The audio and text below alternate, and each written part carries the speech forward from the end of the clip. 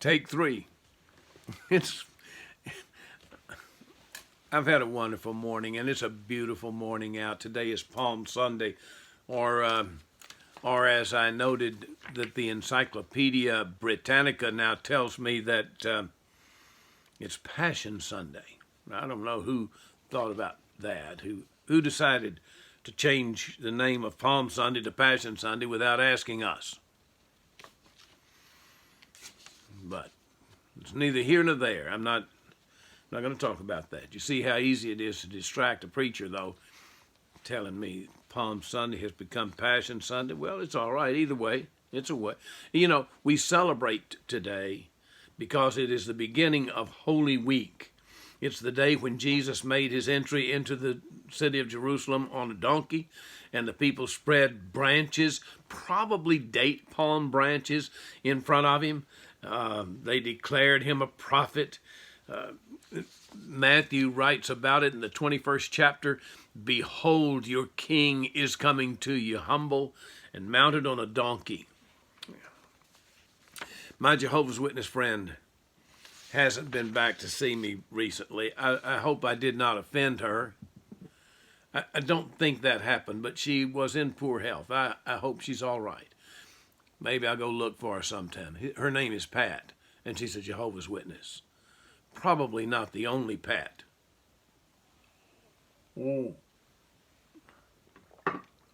That was actually my Sunday school cup of coffee. I'm sorry, I forgot.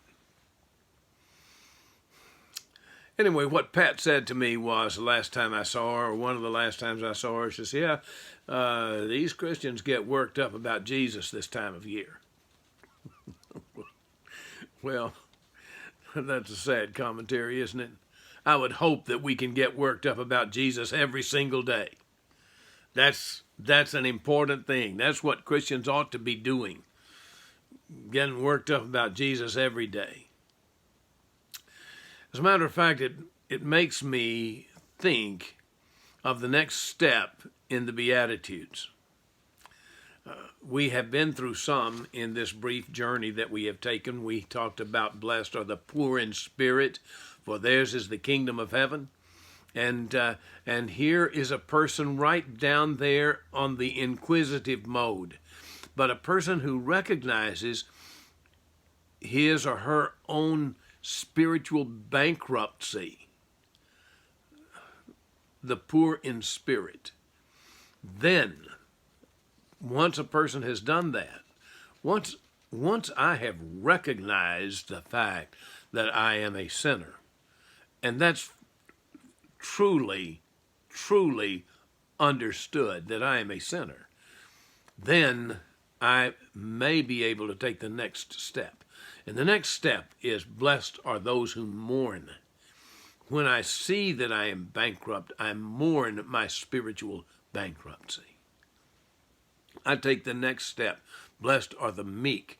Maybe I then, as I step up to another level, I am able to, having recognized my spiritual bankruptcy and mourned it, I can turn to the one who can take care of it, to the one who has paid the price for my sin. So blessed are the meek, those who have committed themselves, retaining fire and spirit, but committed themselves to the Master. Then blessed are those who hunger and thirst after righteousness, because once we have reached a certain point, when we have given ourselves over to the Lord, then there is something that changes in our lives. If we have truly given ourselves to Him, then there is this hunger and thirst for righteousness. And as we reach for some kind of righteousness in our lives, as God has declared us righteous, we hunger and thirst for that righteousness. Then we understand that perhaps the first step is mercy, to be merciful. And we talked about that last week. And that brings us to this one step higher. Blessed are the pure in heart, for they will see God. Blessed are the pure in heart. I read a passage in Jeremiah, and I actually want you to read with me from Jeremiah today about this, about what Jesus said. Now, there are many Old Testament passages dealing with purity of heart. This one, I think, is the most effective in having helped me to understand what that means. Because I don't think that Jesus was at this point indicating moral purity or sexual purity. I don't think that's part of it. It may eventually become part of it, but that's not what Jesus is saying here. What Jesus is telling us is that the pure in heart will see God, and I am sure that his listeners at that moment, his listeners and Jesus himself look at the Old Testament, and they learned from the Old Testament what purity of heart was. And I think that's where we can learn it. That's where we can learn what Jesus was talking about when he said, blessed are the pure in heart. So that's why I'm going to Jeremiah. I didn't have to explain all of that to you, I know, but I did it anyway, just in case there's a novice there. Well, here's from Jeremiah 17. So if you want to press pause and go over to Jeremiah 17, we're going to get right to it before I run out of time. Terrible thing. The sin of Judah, Jeremiah 17, verses 1 and 2. The sin of Judah is inscribed with an iron chisel, engraved with a diamond point on their stony hearts and on the corners of their altars. Even their children go to worship at their pagan altars and Asherah poles, beneath every green tree and on every high hill. Israel had spent 400 years in Egypt when God sent Moses to lead them out of that land. At some point, 400 years in Egypt, you understand that the Egyptians worshipped many, many gods. It's an incredible, the number of gods that the Egyptians had, and that the Greeks had, and the Babylonians had, and that the Romans kind of incorporated all of them and had more gods than anybody ever heard of. But there it was. They had lived for 400 years in the most powerful land in the world, and those people had been worshiping these pagan gods. Sometimes the Pharaoh himself was considered a god. So now they're on their way home. And out in the wilderness, something happened. There's a little story in the 24th chapter of Numbers about the people grumbling about Moses and grumbling about their food and grumbling about God and grumbling about everything and complaining and saying, we'd be better off if we went back to Egypt than we are out here. The food tastes terrible. They were not thankful. They were not appreciative. They were not following. And as the story goes, serpents came in and began to bite people. It makes me queasy just thinking about the story. Fiery serpents. I guess that means poisonous and painful bites. And people started dying. And so the story goes that God gave Moses this instruction. I want you to make a serpent out of bronze and put it up on a pole. Maybe the people will pay attention to that, but what I really want is for them to trust me and to just look at that pole. I don't want them to worship the pole. I don't want them to do anything else. Just look at the pole. Tell them if they'll look at the pole, God's going to heal them. And some of them did, some of them didn't. But when they did, they were healed. Well, here's the problem that comes up. 500 or 600 years later, listen to me now, 500 or 600 years later, those people were still worshiping at that pole. I don't know. Maybe for some it was just a simple reminder of God's authority over nature and his power to heal.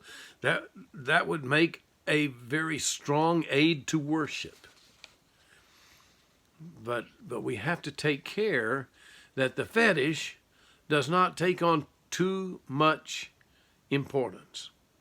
A cross or a crucifix around your neck, or a stone in your pocket, or the little statue on your table, or the American flag on your pole, these things are not God. I visited a little church on the mountain outside of Assisi, and it's did I say a little church? I don't know. I was visiting a church. It was actually an enormous church. There was a large church that had been built at one time, and then later they decided they were tired of that one, so they built another church on top of it. They didn't tear it down. They just built another one on top. So you got two churches there. You go in the top, you go down to the basement, and there's another one there.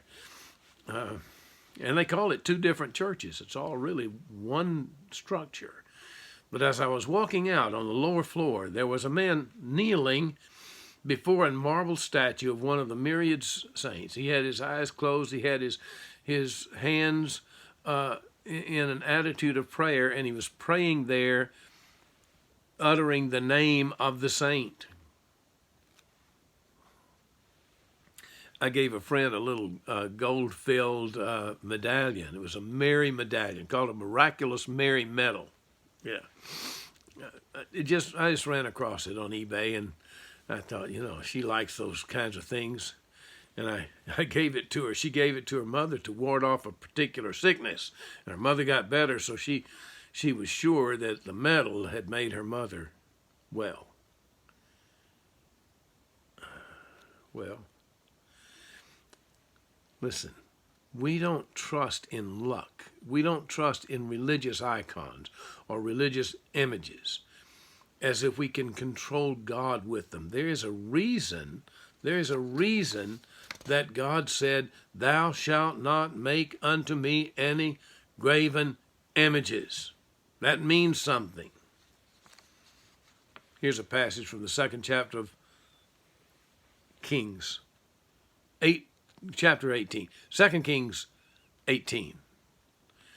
In the 3rd year of Hoshea, son of Elah, king of Israel, Hezekiah, the son of Ahaz, king of Judah, began to reign. Now you understand, Israel is the northern kingdom, Judah is the southern kingdom.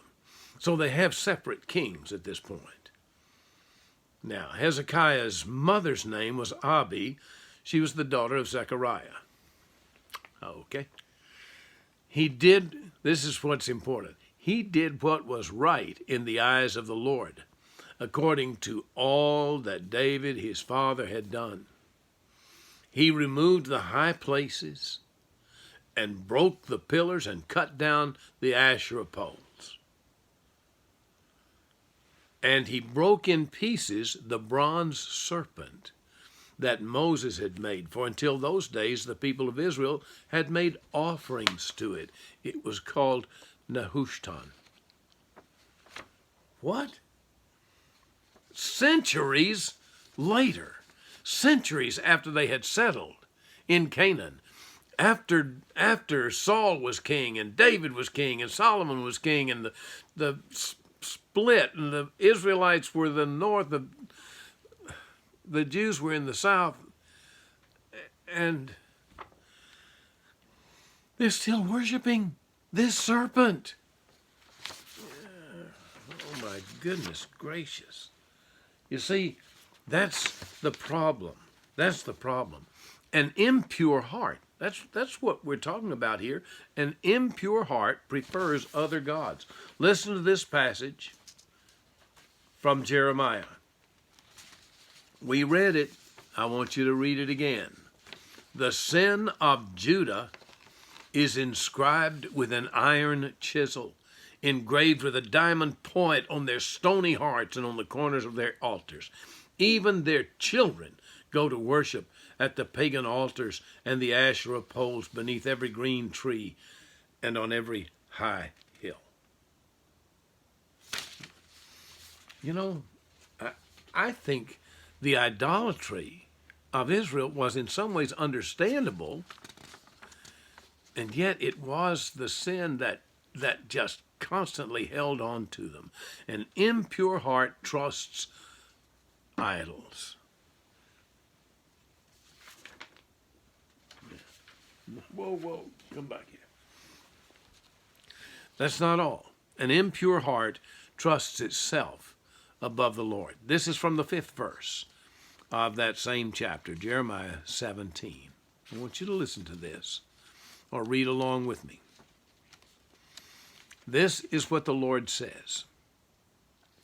Cursed are those who put their trust in mere humans, who rely on human strength and turn their hearts away from the Lord.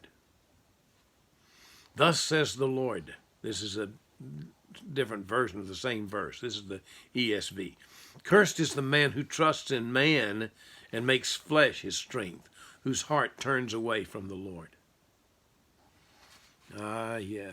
It's in that same passage that Jeremiah writes, the heart is deceitful above all things and beyond cure.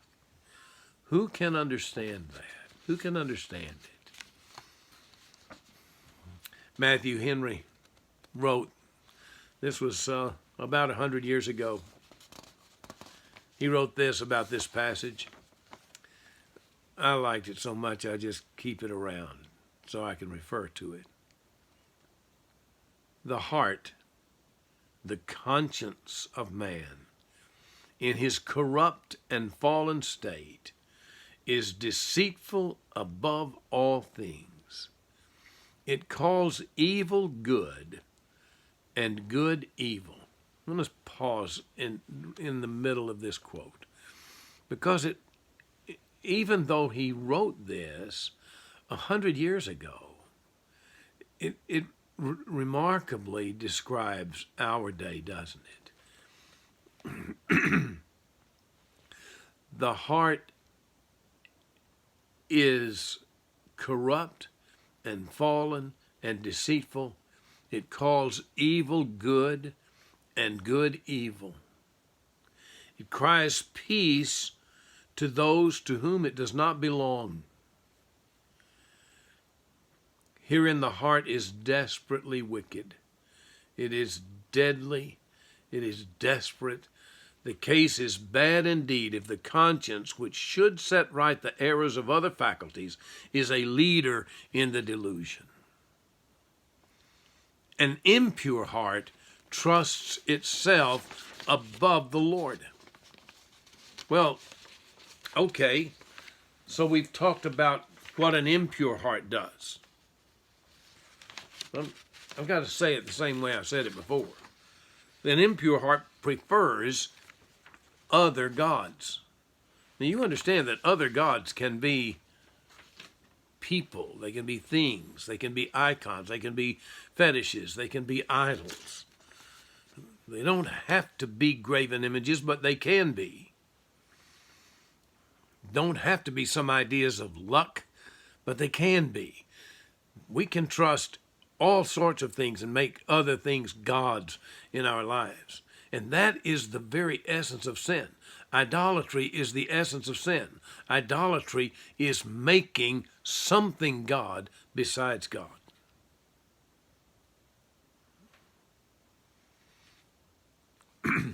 That's the first thing. The impure heart also trusts itself. And Jeremiah says, the heart of man, the conscience of man, the mind of man. That's what he means. Heart always refers to the whole person, the mind, the spirit, all your heart and mind and soul, all of it. The heart of man is desperately wicked. So we know what the impure heart is. What is a pure heart that Jesus is talking about? In verses 7 and 8, here's what Jeremiah says. Blessed is the man who trusts in the Lord and whose hope is in the Lord. For he shall be like a tree planted by the waters, which spreads out its roots by the river, and will not fear when heat comes, but its leaf will be green. It will not be anxious in the year of drought, nor will cease from yielding fruit. Here is the pure heart. A pure heart trusts God. Because a pure heart involves hope. Trusts in the Lord, hopes in the Lord, is not afraid of the heat when the heat comes, is not afraid of the drought when the drought comes, is not afraid of the COVID when the COVID comes, is not afraid of the ice storm when the ice storm comes. A heart that is a pure heart trusts God through all of this. Now, I'm not saying that we don't take precautions, because we do. And we have all year long. I think that we have been very responsible. We have taken precautions. Everyone has either had COVID or gotten the vaccinations, and some have done both. And I think it's commendable. We have to be careful, but we don't want to be that careful. We will not be anxious in the year of drought. We will not cease from yielding fruit. We involve trusting. Purity of heart involves trusting. It involves hope. It involves not being afraid. It involves not being worried or falling apart at the seams with anxiety. And it yields fruit anyway. A pure heart trusts God. And the last thing I want to say very quickly, a pure heart actually seeks purity. Jeremiah prayed about it. Listen to him, this verse 14 of the same chapter. Heal me, O Lord. I will be healed. Save me. I will be saved. For you are my praise. Do you remember David's prayer? Do you remember that one? 32nd Psalm. Create in me a clean heart, O God, and renew a right spirit within me. Here's another from the 24th chapter of Psalm. Who may climb the mountain of the Lord? I want to. I want to climb the mountain. Who may climb the mountain of the Lord? Who may stand in his holy place? I want to see God. I want to stand in his holy place. Only those whose hands and hearts are pure, who do not worship idols, who don't bear false witness, they will receive the Lord's blessing and have a right relationship with God, their Savior. Yeah. Blessed are the pure in heart, for they will see God. I'll see you next time.